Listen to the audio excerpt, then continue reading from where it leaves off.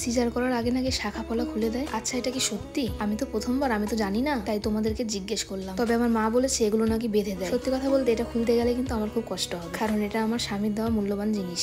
বাঙালি মেয়েদের শাখা আর সিঁদুরে কিন্তু বেশ ভালো লাগে। এখন আমার এত পরিমাণে খিদে পায়, এক থালা ভাত নিলেও কম পড়ে যায়। তোমরা এখন বলতে পারো রাক্ষস, তাতে কেন জানি না আমার কোনো যায় আসে না, কারণ এই অবস্থায় অনেকের খাওয়ার পরিমাণটা বেড়ে যায়। আমাদের কপাল এতটাই খারাপ যে আমাদের বাড়ির সামনে 2-3 রকমের মাছ ছাড়া কোনো মাছই পাওয়া যায় না। তাই আমার কপালে শিঙি মাগুর জোটে না। অনেক সময় না টাকা থাকলেও জিনিস পাওয়া যায় না। তাই সোনু যাচ্ছে ওর একটা বিশেষ কাজে, আর আমার জন্য শিঙি মাছ আনতে। হ্যাঁ, ও কিন্তু মাটি গাড়াতেই যাচ্ছে। আমাদের এখানে আমবাড়িতেও কালকে হাট ছিল, যদিও কালকে কোনো কারণে যেতে পারিনি, তবে আজকে যাচ্ছে। আসলে মাটি গাড়াতে সব ধরনের মাছ পাওয়া যায় আর সব ধরনের সবজিও পাওয়া যায়। আমাদের বাড়ি থেকে মাটি গাড়াটা একটু দূরে, তবে সমস্যা হয় না, গাড়ি আছে তাই। সব সময় আবার এত দূর যাওয়াও যায় না। ছোটবেলা থেকে শিঙি মাগুর মাছ খেতে আমার খুব ভালো লাগে, যেহেতু আমাদের বাড়িতে নিজস্ব পুকুর ছিল, সেখানেও চাষ হতো। আর আমার বাবা স্কুল মাস্টারের পাশাপাশি মাছ ধরাতেও পটু ছিল, তাই বলতে পারো বেশিরভাগ সময় আমাদের বাড়িতে টাটকা মাছ খাওয়া হতো। এই সময়টা শিঙি মাছ খাওয়া খুব প্রয়োজন। গোটা প্রেগনেন্সিতে যখন বাড়ি গিয়েছি তখনই খেতে পেরেছি। বাড়ির সামনে পাওয়াই যায় না, কোথা থেকে খাবো বল? আমার শ্বশুর বাড়িটা টাউনের ধারে, একটু গ্রাম সাইড থাকলে পরে পাওয়া যেত। তবে আমার বাপের বাড়িটা একটু গ্রামের ওদিকেই, তাই ওখানে সমস্ত মাছই কিন্তু পাওয়া যায়। প্রথমে ও বলেছিল না খেয়েই যাবে, আসলে ও সকালে তেমন একটা কিছু খায় না। তবে আমি বলেছিলাম কখন না কখন আসবে, তুমি কিছু খেয়েই যাও। আর তখন মা রান্না বসিয়েছে কেবল,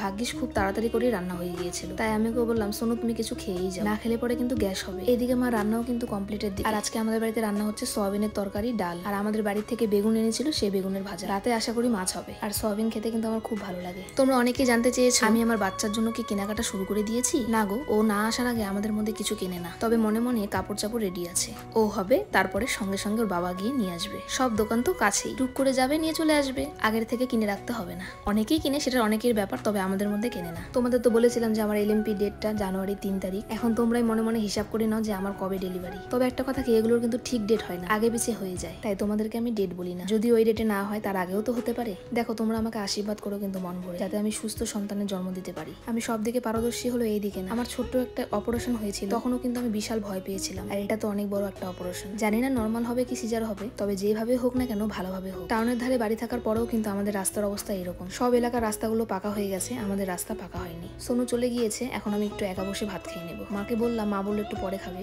আর আমার এখন খিদে সহ্য হয় না, তাই আমি ভাবলাম বসেই পড়ি, কারণ আমার সন্তানকে কষ্ট দিয়ে লাভ নেই। অনেকেই বলেছো দিদি তোমার কত সপ্তাহ চলছে? আমার কিন্তু 35 সপ্তাহ 2 দিন চলছে।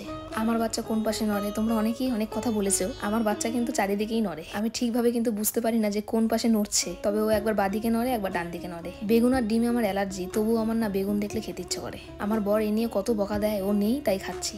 ডিম তো আমাকে খেতেই হবে এখন, যদিও অ্যালার্জি হয় খুব, তবুও ওর জন্য আমাকে খেতেই হবে একটা করে। কোনোদিন কিন্তু 3টে করেও খেতাম। সকালে উঠে না আমি ড্রাই ফ্রুটের পেস্টগুলো খাই, তবে আমার বিশ্বাস করো একদম বাজে লাগে খেতে। আগে তো ভিজিয়ে এমনিই খেতাম, তবে এমনি খেলে যেহেতু গ্যাস হতো, তাই এখন